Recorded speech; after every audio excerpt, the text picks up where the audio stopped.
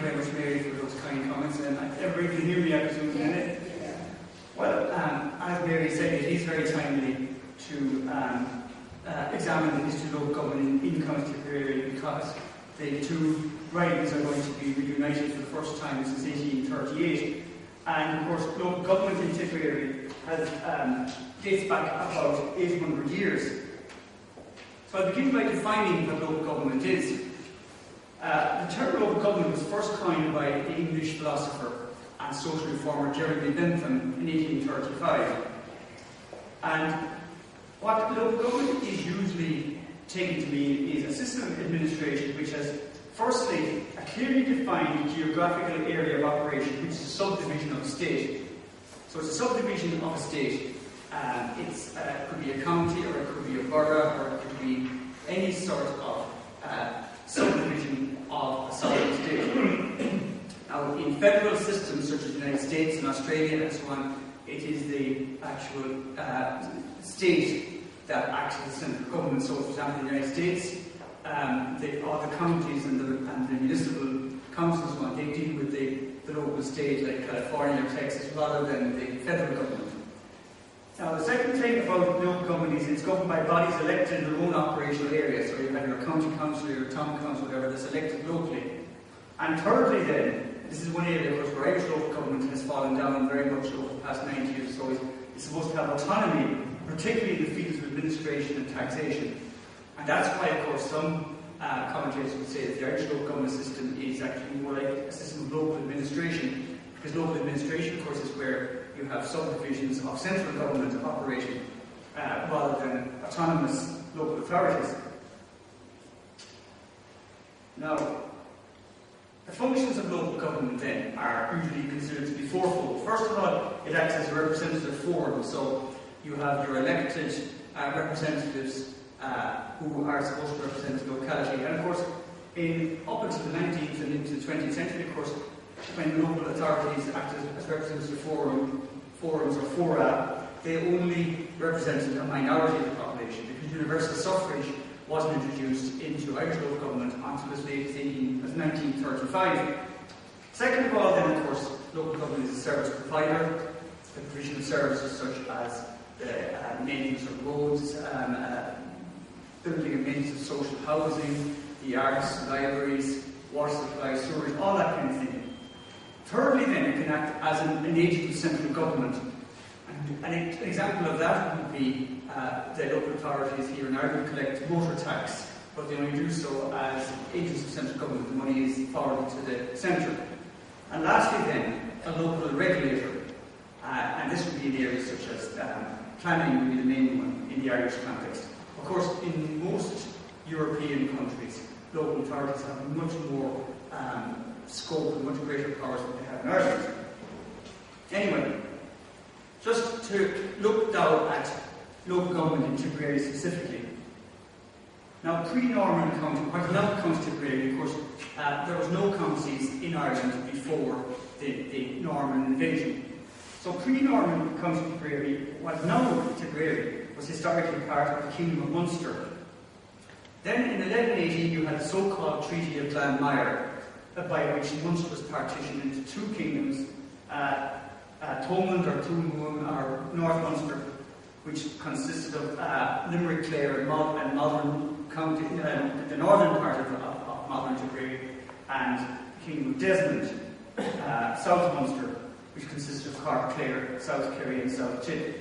And of course, Thomond was ruled by the O'Briens and Desmond was ruled by the McCarthys. Then, of course, you had the Norman invasion. Now, I suppose we've all learned about the Norman invasion going to school, but certainly I never learned about it at school in its wider context. It was part of a European-wide expansion, which began around the year 1000 and continued for the next 200 or 300 years. You see, very briefly, Europe, from the time of the fall of the Roman Empire to about the year 1000, for about 600 years, went through the Dark Ages, as it was known. And Europe was very confined. It only really consisted of what would now be France, Italy, England, parts of Germany, and the rest of Europe then had fallen prey to various barbarians, or else it was under the control of, for example, Spain and Portugal were ruled by the Muslim Arabs. Then from about 1000 onwards then, the Europeans began to expand, and the most famous example of this expansion was, of course, the Crusades, which began at the end of the 11th century with the capture of Jerusalem in 1099. But there was also then Crusades in modern Spain and Portugal, what was known as the Reconquista, where the Christians reconquered Spain from the Muslims. And then you had another great movement, was the Germans expanding into Eastern Europe. And indeed, the German settlements in Eastern Europe weren't to be overthrown, of course, until the end of World War II. So the Normans were part of this because France was, of course, the leading country, the leading kingdom in Europe in the Middle Ages. And it's thought that of the 15 dynasties that were controlling European kingdoms at this period, no less than 10 of them came from France, including, of course, the English monarchs, who were from 1066. There were Normans and there were Plantagenets. They were all of French descent. So the Normans, of course, as most of you know, were originally descended from the Vikings. They settled in France around 911. They became assimilated then into France. And then, of course, in 1066, they conquered England. And then later on, then, they peacefully infiltrated Scotland, where the King of Scotland basically invited them in. At the same time, the Normans were conquering southern Italy as well. So this is the context in which the Norman invasion of Ireland occurred. In other words, the Europeans, the Western Europeans, were expanding against what they would have regarded as primitive peoples, such as the Celts and the Slavs in Eastern Europe. Mind you, the Muslims in Spain were not primitive at all. They were actually much more advanced than the Europeans. So the Normans in fact landed in Ireland in 1169. Over the next 130 years or so, then they spread all over Ireland, and at the height of their control, they governed about 2/3 of the country. Now, the Normans, they mainly settled in what are now Munster and Leinster. Connacht and Ulster didn't receive as much attention from them. But from our point of view, from the point of view of this talk, the main impact of the Normans was that they introduced the modern local government system into Ireland. They introduced 3 specific institutions, 2 of which, of course, still exist. And the first, of course, was the county of the Shire. The second, then, was the liberty, which is very significant as regards the history of County Tipperary. And liberty, or a palatinate, as it was often known, was a semi-independent county ruled by a great lord. And in the case of a liberty, the great lord took the place of the crown. Now, he himself, of course, would have owed allegiance to the crown, but he controlled the county in question under a semi-independent ruler. And then, of course, the borough then was a self-governing town or city. Now, of course, again, as most of us know, from the end of, for around 1300 onwards then, the Norman colony in Ireland began to decline, particularly after the invasion of Edward Bruce from 1315 to 1380. And of course, then you had the Irish Recovery, where the English crown lost control over most of the country, lost direct control over most of the country. One of the main reasons for that, by the way, was because the English monarchs were much more interested in campaigning in France than they were in Ireland. So therefore they allowed Ireland to drift out of control. So that by the end of the 14th, beginning of the 15th century, and right up until the 16th century, Ireland was broken up into a series of semi-independent lordships. And the towns then in question, also they became semi-independent. It was a similar situation to what you had in contemporary Germany and Italy, where the Holy Roman Empire, which consisted of Germany and Italy, the crown more or less lost control, and then Germany and Italy eventually broke up into a series of smaller states. There is Ireland in 1250 at the height of the Norman control. The blue areas then are Norman areas, and the green areas are ruled by Irish lords. And what's interesting there is that The dark blue counties are palatinate this period, or liberties, because the English Crown found it very convenient. Instead of having to govern the country themselves, then they set up, they gave some of the great lords control over the counties in question. So at one stage there were far more liberties in Ireland than there were counties. So medieval County Tipperary then. The Normans, of course, as I already mentioned, they conquered virtually all of Munster and Leinster. The only part of Munster that they didn't really conquer was what's now County Clare and also South Kerry. But they conquered all of Tipperary. And around the years 1211 and 1212, around that period then, a shire or county of Munster was established, which consisted of what is now modern counties Limerick and Tipperary. And at the same time, a county which consisted of modern County Cork and Waterford was set up. But the county of Munster was broken up then in the 1250s into Tipperary and Limerick. And towards the end of the century, in 1297, Waterford and Cork were also separated. So what then was what manner was a county governed? Well, a county was governed by an official called the sheriff. The word sheriff comes from shire reef.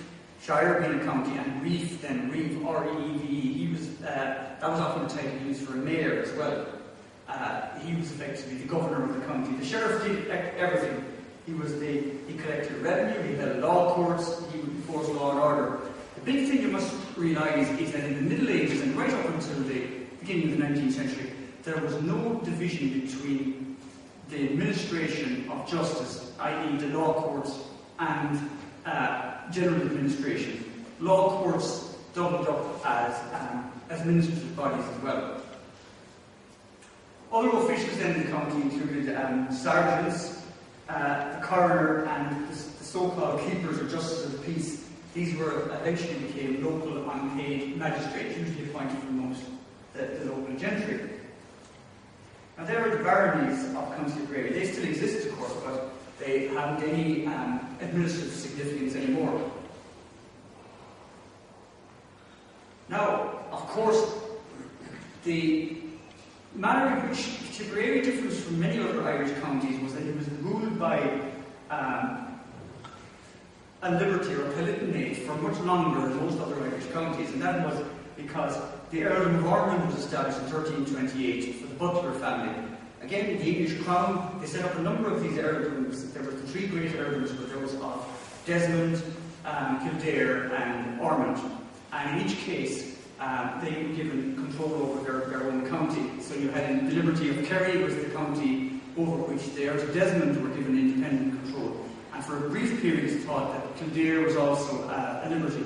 But by far the longest lasting one was that of Tipperary, which was created in 1328 for the Earl of Ormonde. Now, as many of you know, of course, the Butlers, the Earls of Ormonde, were one of the great families of Ireland. Their main centres, of course, Kilkenny Castle is, of course, associated with them most of all nowadays. But they also operated from Clonmel, Clare, and Carrick-on-Suir. And of course, the two counties in modern terms that they governed were Tipperary and Kilkenny. Now, Kilkenny had been a liberty earlier on, but at the time of the Earls of Ormonde, it was supposedly an independent, a proper functioning county. But in Tollington's purpose, of course, the Earl of Ormonde ruled Kilkenny as well as Tipperary, like a semi-independent ruler. Now, from 1682 onwards, of course, they spelled the name of Meath. This was because the great Duke of Ormond changed the spelling of Ormond. It was a dukedom for about 100 years, from 1661 to 1758, and then there was a marquisate after that. What happened, as many of you know, was that and I'll just show you this gentleman. Oh, that's just a map showing you the extent of the area of Ormond. Sorry, I went too far. But I'll just go ahead and I'll come back then. The first Duke of Ormond, who lived from 1610 to 1688, he was one of the principal ministers of King Charles II, and he was rewarded for his loyalty to the King at the time of the Restoration in 1660. He made the first Duke of Ormond, and he was by far the biggest magnate in Ireland right through the 1660s, 70s and 80s. Before that, of course, there had been other very prominent Earls of Ormonde. There was the 4th Earl, who ruled for some 50 years. There was the 10th Earl, Black Tom, who ruled the earldom for 1546 to 1614. And then the first Duke, he ruled the Butler territories from 1634 to 1688. You can see that they ruled for very long periods, between 1546 and 1688, which is what, 150 years. There were only 3 of them. Black Tom, of course, was notorious for his numerous illegitimate children, and he was the first cousin of Elizabeth I, because, he was second cousin, because Anne Boleyn, of course, has a lot of connections with the Butlers. And Elizabeth was very taken by the 10th Earl of Ormonde, and indeed there were rumours that he was her lover. But those rumours, of course, like other lovers, are probably just rumours. Now, just to go forward a bit then, at the time of the succession of the House of Hanover in 1714, you had the Jacobites, of course, who wanted to restore the Catholic stewards who were in exile in France. The second Duke of Ormonde, who was the grandson of the first, he flirted with the Jacobites. As a result, then, he had to flee to France, and that was the end of the Dukedom of Ormonde.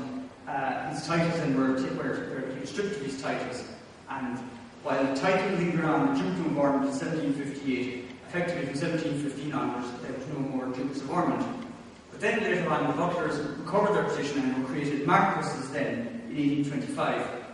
Marquess, of course, being the second highest title in the British peerage after Duke. So you can see, but then the third Marquess, whom we will see later on, he was a major figure more in the public life of Kilkenny than in that of Tipperary. But they were major figures in Irish history. Now, at the same time as the liberty was being established, there were, of course, towns being established all over Ireland, because we learned going to school again that it was the Vikings who set up Irish towns, and of course that was a bit of a nationalist slant on things. It's true that the Vikings were the first to set up towns in Ireland, but they only set up about 5. Now, again, admittedly, they were the largest ones like Dublin, Waterford, Limerick and Cork. But in actual fact, the bulk of our urban heritage, the bulk of our towns were set up by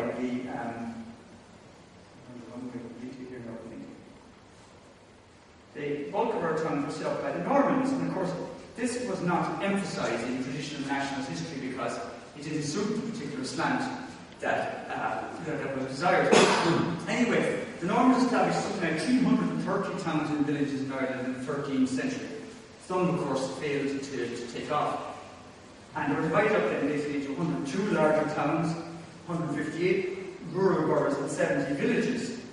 So we won't go into all that detail, but just to look at Tipperary, there were 7 major towns in Tipperary that had walls around them, and they were set up in the 13th century, and those were Carrickashure, which was the largest, Cashel, Feather, Nina, Thurles and Tipperary town. Clare and Roscrea were also large towns in the period, but they were not quite as important as the first 7. And you see, a very interesting thing about Tipperary's urban network is that it was set up much earlier than that of other counties, such as, for example, my own, I'm from Donegal originally. Donegal had no towns worthy of the name until the Ulster Plantation, which was the early 17th century. So Tipperary's urban network was set up in the 13th century, so the urban network of Tipperary would be about 300 years older than that of Donegal, for example. Likewise, Roscommon had no town being until the beginning of the 17th century. So the urban network of places like Limerick and Cork and Waterford and Tipperary would be much older because it would date from the Norman times. So then, of course, these towns, this of course is Feather, because this probably gives you the best example of what a Norman town looked like, because of course the walls are almost intact. Now then, what kind of government these towns had? As we saw already, you had your sheriff and so on in the county. Well, in the towns, depending on their size, you could have it could vary in complexity, but the most basic form of government you had was what was known as a 100 court or a court dear 100, which was all the free men of the town met periodically, and a court, the Hundred or the Hundred Court, was a combined law court and town council. Now, it was a bit like the ancient Greece. You didn't elect people, you came yourself. So, the only thing that saved that from being chaotic, of course, was the fact that the towns had a small population and only a minority were free men, generally men who had a certain amount of property. The free men, of course, were not the same as the honorary freemen that we hear about nowadays. Because often you hear somebody getting the freedom of Dublin, like Brian McCliskey or someone's about to get it shortly, and then you hear this foolishness that he's allowed to drive his sheep to Phoenix Park or whatever nonsense as the papers come out. But, I mean, the freemen in the Middle Ages and into the early 19th century was much more than that. The freeman was the only type of person who could take part in the political process. He alone could turn up at the Hundred Court or vote or trade or do anything really. What you tended to have was a common council or a town council that would develop into larger towns. But most towns then had some kind of mayor who could be variously called a mayor, a provost, a port reeve, a sovereign, all different varieties. And some of the larger ones had two sheriffs who acted as deputy mayors. Then, of course, you had other officials then, a mayor's labor, like a town clerk and all that sort of thing. As I said, small ruling class and the free men, the politically active citizens, the same again as in ancient Athens and ancient Greece. You know, the famous democracy of ancient Athens, which was only a democracy for some, mainly for men with a certain amount of property, and slaves and non-property males and women, of course, were excluded from Greek democracy. Then, what were the functions of these towns, councils, or borough corporations? Again, it depended on the size of the town, but in general, they would have done things like looked after the walls, and they would have had a local militia, like sort of an urban version of the FCA. In other words, all of the male citizens were turned out in times of trouble, and they would look after things like law and order, law courts. They would look after markets, fairs. If it was a port, they would look after the port, infrastructure, all that kind of thing. Then, of course, in the 16th century, the Tudors reconquered Ireland, and they got rid of all of these lordships that had grown up. Some of the great lords, like the Butlers of Ormonde, they were on the side of the government, so they were able to keep all their estates and their power. Whereas others, like the Earls of Desmond, lost all their estates. And of course, part of this process of the Tudors conquering was all of these liberties that were still surviving were abolished, with the exception of the liberty of Tipperary, which lingered on into the early 18th century. And that was, I say, because of the favourite status of the Butlers. Now, in the 17th century, the land ownership of Ireland, of course, was transferred to a whole new British landlords. Now, it should be said, of course, that some of the existing Gaelic and Anglo-Norman landowners, they hung on and managed to hold on to their estates. Some of the most Gaelic families, like the O'Briens in Thomond in County Clare, they actually conformed to the Church of Ireland and became part of the establishment. And the same happened with the Earls of Kildare, who, having been overthrown in the 16th century by Henry VIII, they then came back then and became part of the Protestant ascendancy. And of course, eventually they became the Dukes of Leinster, the premier Irish peers. So here in County Tipperary then, among the major landowners in the 1870s, 1870s is picked because there was a major survey undertaken at that period, which was published of all of the landed estates in Britain and Ireland. So it's the one period where you have very accurate information as to the extent of the landed estates. So the biggest landowner in County Tipperary at the 1870s was Lord Lismore with 35,000 acres, followed by Viscount Denali with 21,000 acres, and you can see the rest of them down along there. And our friend the Marquis of Ormonde was in there as well, although he had less acreage than the others in County Tipperary, because he had a lot of other estates in County Kilkenny as well. So during the period of the ascendancy, which lasted roughly from 1603 to 1899, the counties were ruled by these great landed families. And the Duke of Ormonde, of course, would have been an example of that in the 16th from 1660 to 1688, the period of the Restoration as it's known. During the government of County Tipperary in this period took the form of two major institutions, the Grand Jury of County Tipperary. And now all of the Irish counties had, of course, there were two major periods when Irish counties were created. They were created in the 13th century by the Normans, and then another wave of them were created in the 16th century. Places like Connacht and Ulster were shired, as the term was used. They were divided into counties at that period. But most of these counties didn't amount to much until after the Battle of Kinsale, when English rule over the whole country was established firmly.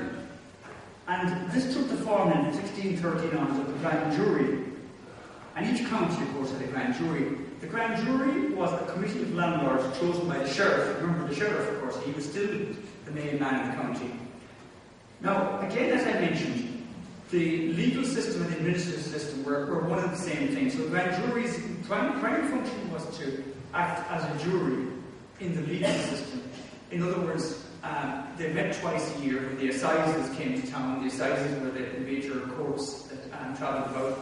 And the Grand Jury had the function of deciding whether or not there was a case to be heard. Then the courts would then heard the particular case, and then the petty jury, which is now the present jury, in fact, then adjudicated on that particular on the case in question. But the Grand Jury then acquired other functions in 1639. It effectively became the local authority governing the county, and the Grand Jury preceded in each case the county council. But unlike the county council, of course, the Grand Jury was not elected. It was chosen by the sheriff, because nearly all the Grand Jurors, as were known, were landlords. They numbered about 23. They only met twice a year. They weren't a continual institution like the county council. The Grand Jury just met for a few months, twice a year, and then they would say at the beginning of the year, in the spring, with the spring assizes, the sheriff would have called together 23 of the landlords. They would have done their business, then they would have broken up. Then at the assizes later on in the year, then he would have called a second Grand Jury together. And they would only have met for a few weeks as well. So the Grand Jury didn't continue on. They weren't elected to the Grand Jury for 5 years or anything. But of course, the same people often appeared on the Grand Jury time and time again.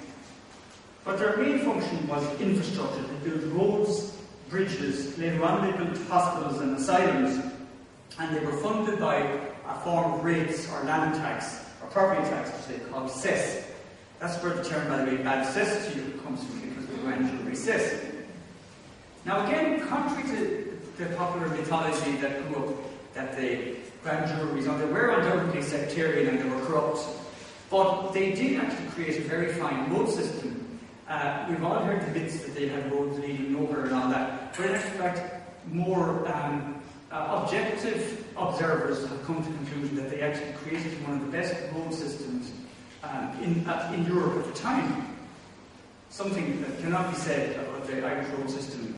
Cannot be said about the Irish road system over the last 100 years or so. But then, from 1831 to 1922, I see a misprint there, to be Lord Lieutenant County Tipperary. There was another function, another office created. It was the Lord Lieutenant of the county. Now, again, you had your Chief Governor of Ireland, who was known as the Lord Lieutenant, often known as the Viceroy. But from 1831 onwards, each county in the country was given a Lord Lieutenant, who was the local governor of the county. This was because there had been a series of governors before that, military governors of counties, but sometimes it was as many as 5 governors in one county, so of course it was very confusing. So this act was brought in 1831, creating one governor per county, who was given the title of Lord Lieutenant. And of course was always a major peer, a major nobleman who was given, or a major landlord who was given the job. And you can see in Tipperary, the Earls of Ormonde and Lord Lismore more or less monopolised the position for the first 50 years or so. And then you had the Earl of Montaut and Lord Donnelly at the end. So just again, you can see it was the major landlords that held the job. I mean, other counties were the same. In County Limerick, for example, the Earls of Dunraven had the job for a very long period. In County where am I thinking now? County Cork, sorry, the Earl of Bandon, successive Earls of Bandon, where Lord left into the county and so on. Here's our friend Marcus Ormonde. He's in there because he was Lord Lieutenant of County Kilkenny. You might say, what's that got to do with Tipperary? Of course, he was also a major figure in Tipperary. Now, I forgot to mention, but I will mention it now, that of course, in 1716, the liberty of Tipperary was abolished. This was because the second Duke of Ormonde, as I mentioned, had conspired, or was thought to have conspired to restore the Stuarts to the British throne. Or at least there was, at one stage it was considered there was 3 crowns in Britain and Ireland today: the crown of England, the crown of Scotland, and the crown of Ireland. But anyway, the Jacobites were unsuccessful, and Duke of Ormonde fled to France, and then he was deprived of his titles, and the liberty was abolished. That was the end of the idea of having these semi-independent counties in Ireland. There were also, of course, I should mention, by way of context, you did have these semi-independent counties also in England itself, though not many of them, and you had a load of them in Wales and Scotland, but over the years they were gradually whittled away. Anyway, this is what makes the history of County Tipperary somewhat more varied than that of many other counties. You had other divisions in Tipperary that were not seen in most other counties. One of them was the very odd County of Cross Tipperary. This consisted of the church lands of Tipperary that were not included in the liberty that was given to the Ormondes, and it was constituted a separate county. Now this was very confusing, of course, because the church lands, the lands of the church in County Tipperary, weren't all in one place. So you'd have the liberty ruled by the Earl of Ormonde and the County of Cross Tipperary, which was directly under the control of the Crown. They were all mixed up together. And when eventually then, they finally got rid of the County of Cross Tipperary in 1621. But then, in the 19th century, of course, Tipperary then again had a unique, or almost unique situation. It was unique, actually, was the division into ridings. Now, the thing about a riding is that a riding is actually a division into 3. And of course, the term was first used in relation, and most famous in the case of Yorkshire in England, which of course was a huge county, and was divided into 3 counties. The only one that was north, west, and east. There was no south riding. But it was also considered that some of the Irish counties were very large and unwieldy and deserving of division into ridings, and 3 counties eventually were divided into ridings. Now, Tipperary is obviously by far the best known, but the other 2 are less known. Cork was the first county to be divided into a riding. In the early 17th century, there was a plan afoot to divide Cork into 2 counties, West Cork and East Cork. It never went ahead. In 1823 then, there was special legislation brought in, and Cork was divided into an East and West riding. The big division between that riding and the Tipperary one to follow was that they never established 2 separate grand juries, and therefore never became 2 separate counties. The 2 Cork ridings were used mainly for legal purposes, the law courts, and for the purposes of the police, the Royal Irish Constabulary, as they were later known. The same was done in Galway. You had an East and West riding in Galway as well. I mean, these divisions now were so obscure that it took me ages, years actually, to find maps of their divisions. But I finally found one of the old census returns. The divisions, the ridings in Galway were like the ones in Cork. They were for police purposes mainly. And you'd often see in the old census returns as well, they would divide the populations of Cork and Galway by ridings. Now, why then did Tipperary become the only county where the 2 ridings became 2 separate counties? Now, Donald Murphy, of course, has written the definitive work on this. I don't know if it's here or not, but I would defer to his greater knowledge here, because I'm actually, what follows now is actually based on his book. Effectively, and I hope now I do justice in this brief summary of what he's written.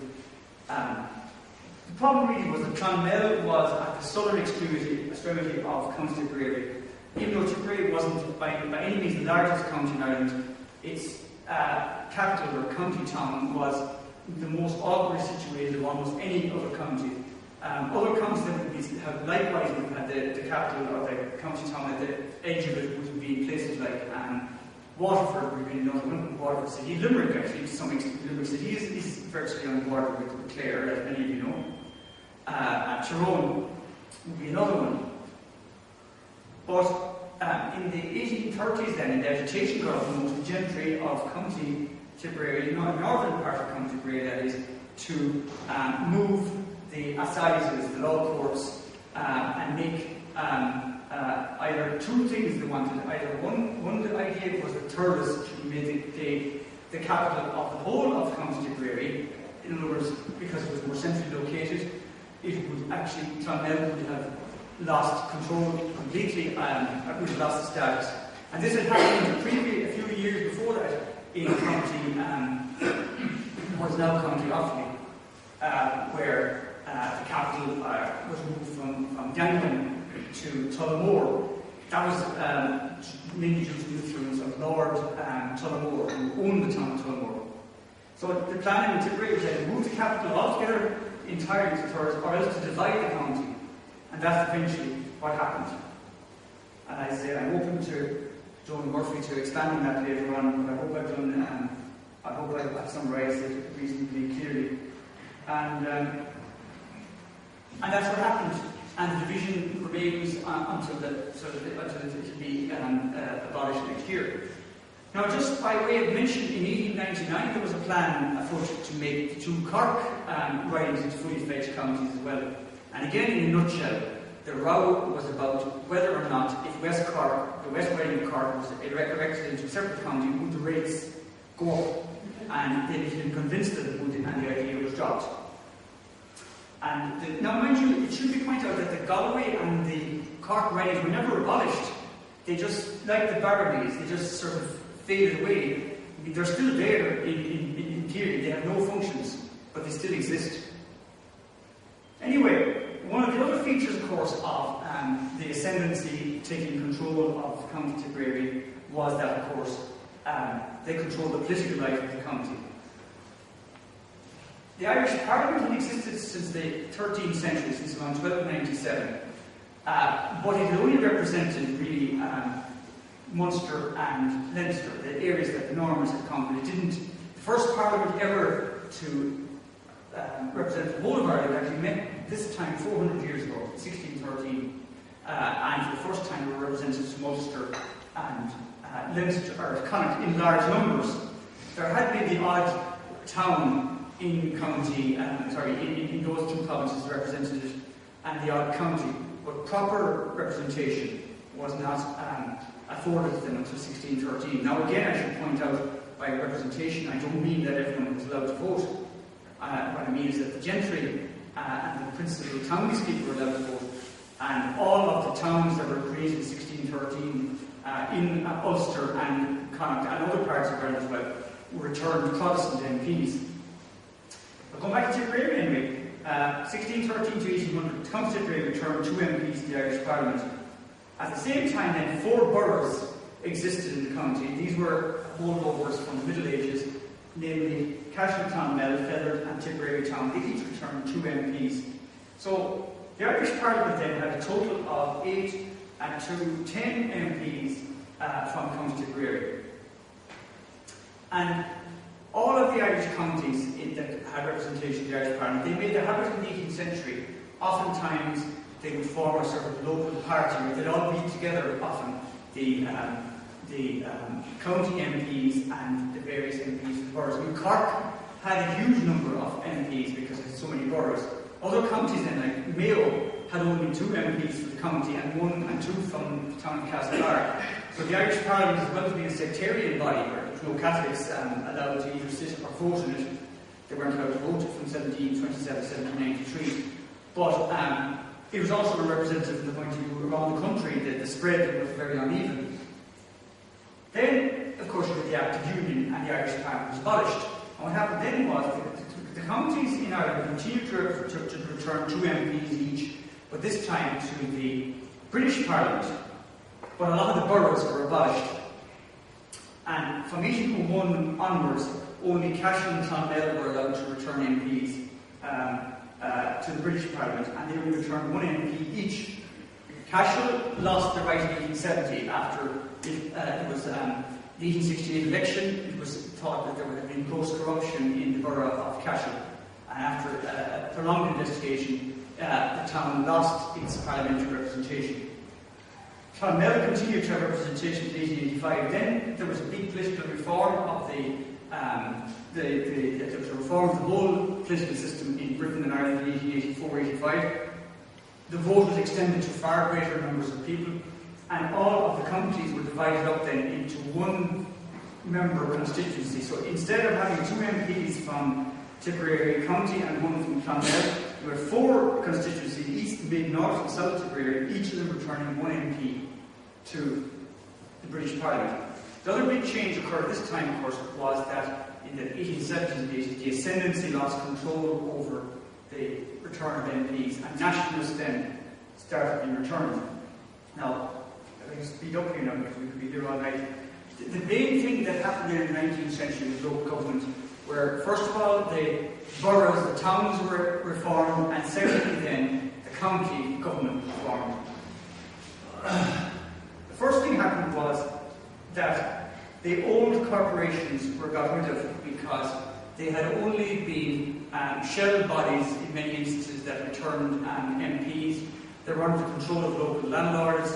They were sectarian. Catholics were the only one of the 117 borough corporations in Ireland in the 1800s that had a Catholic, in the 1830s, the only one of the boroughs left at that period, there was about 68 of them. The only one that had a Catholic majority was Tuam in County Galway.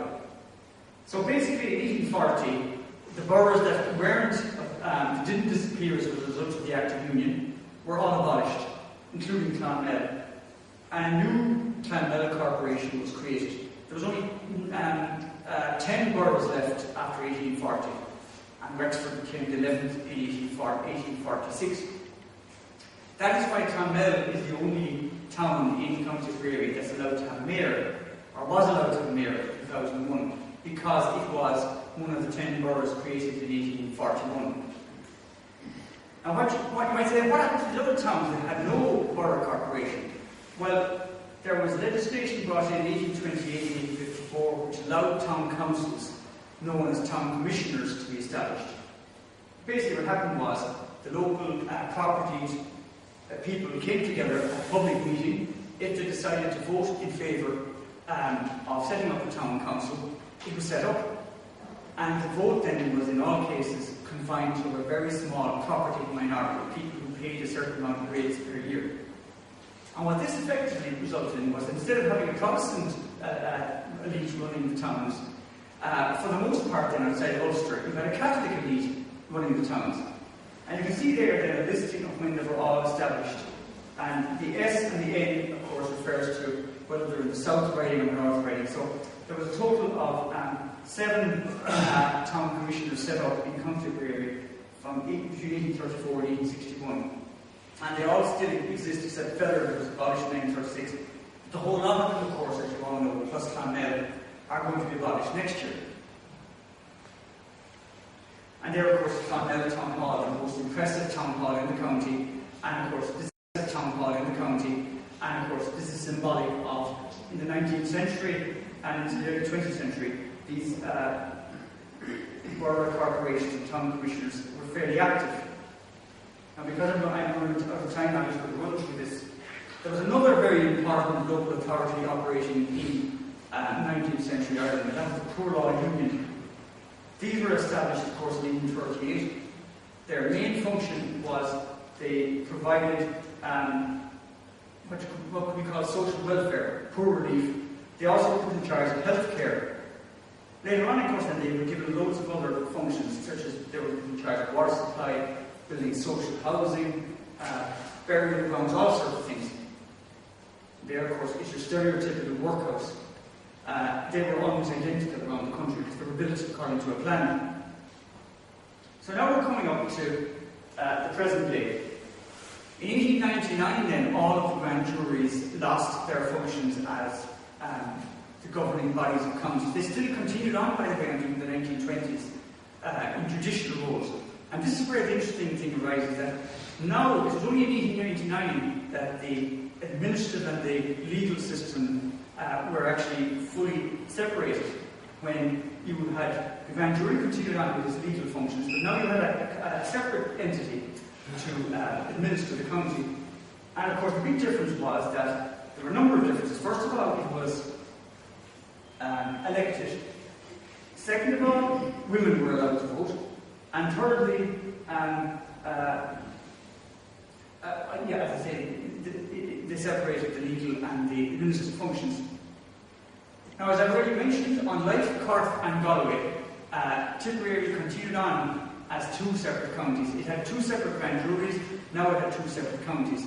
So, in other words, the defining element in having in being a separate county was the possession of a grand jury and later a county council. Because neither Galway nor Cork had two grand juries, they weren't given two councils either. Although, as I say, there was an effort, or there was a movement got up to make Cork into two counties, which of course would be very logical because being by far the largest county area in the country. Now then, you also had bodies known as rural district councils, which existed from 1899 to 1925. These were kind of local area councils. Now, again, I say we're nearly over time, right? Are we? No, we have a rush. Okay. Well, I'll do justice then. There's only a few more slides anyway. There were big changes in the 20th century to the local government system. I suppose the first big one was in 1919, the introduction of, I suppose the first big one was 1899. That was the decisive one where the county councils were set up, democratically elected bodies, although by no means fully democratic in that not everyone had a vote. You had to have a certain amount of property. But far more people had to vote than had previously been the case. Also, the town councils had been set up in the 18th and the 19th century. The very narrow restrictions on the vote that had been established at that period they were now extended as well. So, democracy came to Irish towns in 1899. In 1919, then, proportional representation was introduced into the Irish local government system. And how that came about was the Sligo Corporation. It's interesting to note that Sligo County is broke again, and is even more broke now after their disastrous legal battle with the owners of this house. But in the beginning of the 1920s, just over 100 years ago, they were in the same pickle, or at least Sligo Town, Sligo Corporation. And to make a very long story short, because it is a very long story, it was felt that the introduction of democracy in 1899 had resulted in gross inefficiency, and basically the feeling was that you gave everyone the vote, but only the property owners paid rates to support the running of the corporation. So you had a division there between people who could vote but had no property and therefore paid no taxes, and the people who had property and paid taxes. So it was felt by giving the vote to everyone, it had resulted in reckless expenditure.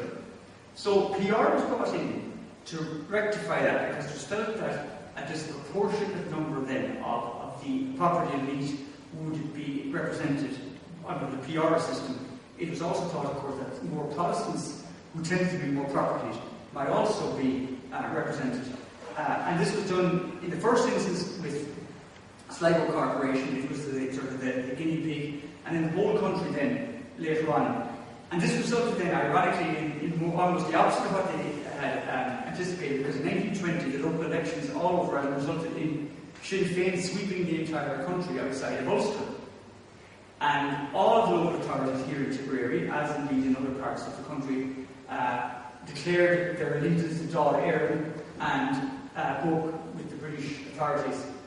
Now, mind you, that sounds very patriotic, but in fact a lot of them were very reluctant to break with the British government because they feared the loss of their grants, and many of them did it only under compulsion. Then, after independence, the beginnings of the very over-centralised nature of the present Irish state began. Now, there had been a tendency on the British government in the 19th century to make Ireland more centralised than, say, Britain itself. But this was greatly accelerated by the independent Irish state. And just to go back a small bit, under the British, for example, education was not a function of local authorities. It was, and still is in Britain. The police are still controlled in Britain by local authorities. They weren't in Ireland. You had a national police force in Ireland, the Royal Irish Constabulary, and then of course after independence you had the Garda Síochána, which again is a national police force. If you ever notice in Britain you have, the West Yorkshire Police and the East Yorkshire Police and all the rest, London Metropolitan Police. You didn't have that. You don't have that here.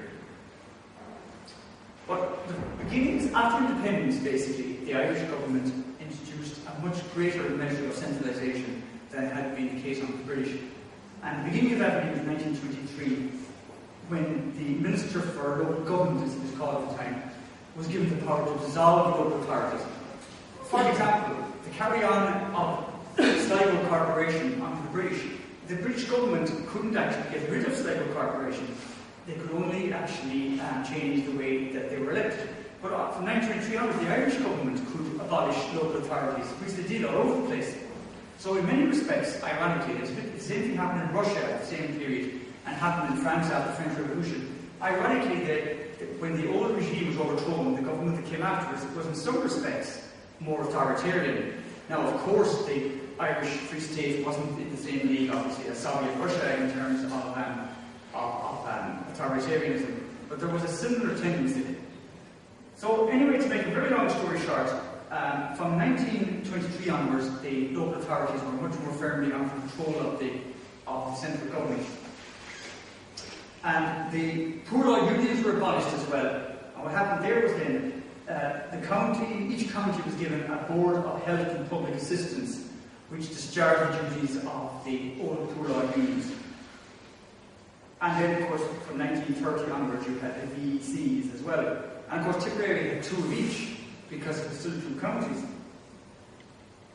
Now, that's just a reference to Tipperary. That's a different lecture off here, but I just said I'd obviously mention Tipperary because it was one of the major centres during the War of Independence.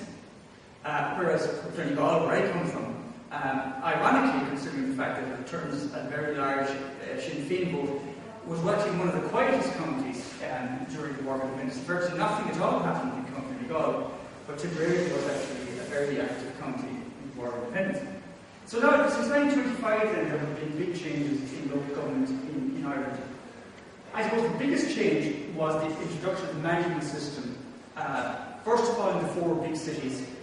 The first was Cork in 1929, followed by Dublin in 1930, Limerick in 1934, and Waterford in 1939.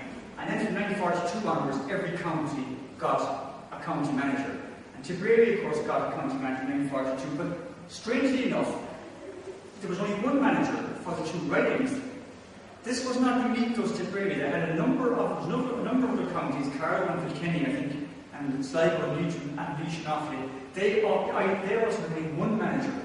And then what was known as degrouping occurred, where gradually each county was separated. And from 1969 onwards, then there were two managers in County Tipperary, one for each of the ridings. Of course, and I think I'm open to correction here, but I'm right to say that Tipperary has only one county library at the whole time, isn't that right? Which is, ironically, again, considering there were rumours, or there was plans to move the capital of Tipperary to here, it's situated here, which is the most central location in the county. Then, of course, in 1942, the boards of health that had succeeded the poor law unions, they were abolished. The counties then ran the health service. Then, see, the health service had gradually been centralised up along. Then you had the health boards, which consisted of several counties, and then, of course, it culminated then, of course, in the HSE. And, of course, I just give that charity in my side and move on. So then, in the meantime, though, the counties, they were given much greater functions then increasing functions from the middle of the 20th century. Housing was what some people call a housing revolution. Social housing was built in huge numbers in the country in the middle of the 20th century. It's ironic, actually, that that was slowed down during the period of so-called Celtic Tiger, which was a very regrettable development. And then, of course, other areas that local authorities were given jurisdiction over, including planning, the environment, urban renewal, the arts, and so on and so forth. So, now we're up to the present, of course, and there's going to be another set of major changes.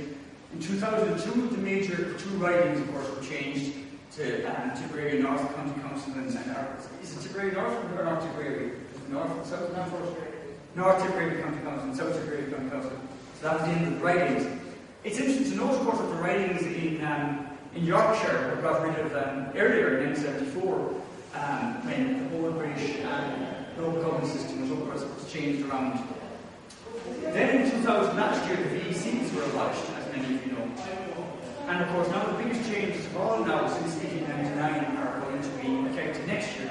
When, in the case of Tipperary, the two ridings are going to be abolished and reunited, and all the town councils are going to be abolished. And so what the result of that is that you will have one of the most, some of the largest local authority areas in the developed world then. In other words, here in County Tipperary, we have one local authority for a very large county. And that contrasts very sharply with the continent of Europe, where you have a whole wave, a whole series of town councils across Europe. In France, famously has 40,000 town councils. But places like Italy has about 8,000, and Spain is Germany has 14,000, and Italy has 8,000, and a country that is almost the same size as Ireland, Croatia, I think has something like 280 town councils. So the direction we're going in now with this creating very large local government areas that are very far removed from the population is almost entirely the opposite of what the rest of Europe is doing. And I mean, I'm not getting into commenting about this, but it's just interesting, like that either the rest of Europe is wrong or we're wrong, but clearly the two can't be right because the two systems are completely opposite. So, on that note, anyway, I will stop. Oh yeah, one last slide. Just party politics in local government. In the middle of the well, first of all, you had Daniel O'Connell's repeal movement was very big in the 1830s and 40s, and a lot of local representatives in town councils and in the poor unions would have been supporters of Daniel O'Connell. But then, from between the 1850s and the 1880s, then Irish politicians generally followed the division of British politics. They were either liberal or conservative. But then, of course, from the 1880s and the 1870s and 80s, you had the Home Rule Party, which dominated Irish politics south of Ireland, outside of Ulster, effectively. And then you had, of course, a period then of Labour began to put up its head a bit from 1899 onwards. Then you had, after the War of Independence, people got fed up with party politics, and local government there was a tendency to go non-party. But then from 1934 onwards, like Labour in the UK, like in some countries, for example, you don't have party politics in local government to any great extent. And in Britain, the Labour Party spearheaded local government following national party lines, and Ireland was Fianna Fáil did the same. And you had then a system where Fine Gael then, right up to 1960, often its local representatives were returned as independents. However, we knew, of course, they were Fine Gael because Fine Gael pretended, or at least claimed, that it shouldn't be the case that the party politics should be in local government. But Sean Maston, one time, when he was attacked by both local Fine Gael representatives and also some representatives of the old Unionist tradition, they were saying that local government should not be concentrating on party politics, should be providing services, which of course, I mean, is a perfectly valid argument. But Sean Maston replied, he said, the only reason they want non-party local government is because they can't win seats in the local authorities. But whatever the reason anyway, party politics took over to a large extent in local government in Ireland, as it did in Britain, but for example it doesn't in many other countries. But of course, as we all know, there are far more independents independent members, as I'm trying to say, in local authorities than there are in the Dáil or the Shannon. So to some extent, there is still a tradition that local government should be about the locality rather than reflecting party politics. And that's just about the freedom of the borough. I mentioned that earlier, that, and that's the local Dáil constitution that existed since independence. And you'll see that basically since 1923 it's been very straightforward. You had the whole of Tipperary as one constituency, and then you were just broken up into Tipperary North and Tipperary South, which was much more logical than happened. So other counties, the constituencies have been moved around almost after every general election in some instances. But as I mentioned about the freedom, the honorary freedom only started in 1877 and was only confined to 10 boroughs, or 11 boroughs, I should say, places like Dublin, Cork, Waterford, Limerick, and of course Belfast and Derry were part of the system until, or at least they were part of the same jurisdiction to the partition.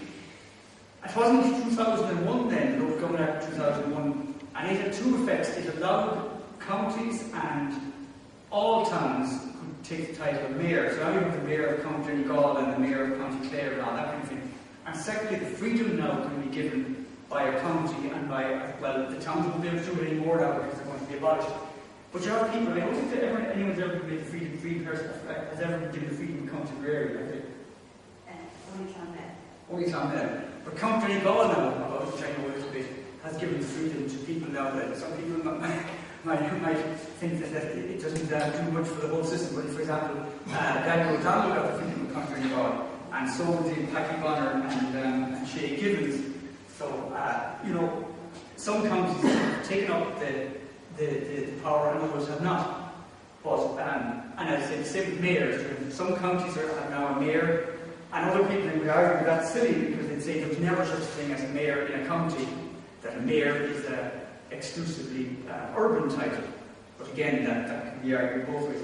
So that's the end then. It's just a very brief survey of the population of County Tipperary. And you can see, by the way, well, you probably can't see because it's so small, but it's interesting to know that in 1841 the population of Tipperary was 435,000.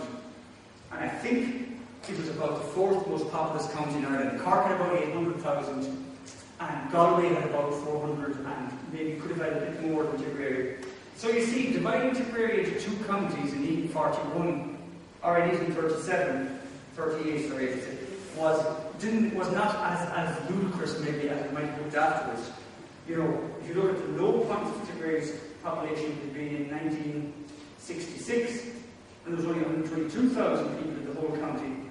Whereas at the time of the division into two ridings, each of the ridings would have had possibly twice the population of the whole county had it in. So Tipperary would have had about 4 times more people in 1841 than it had in 1966.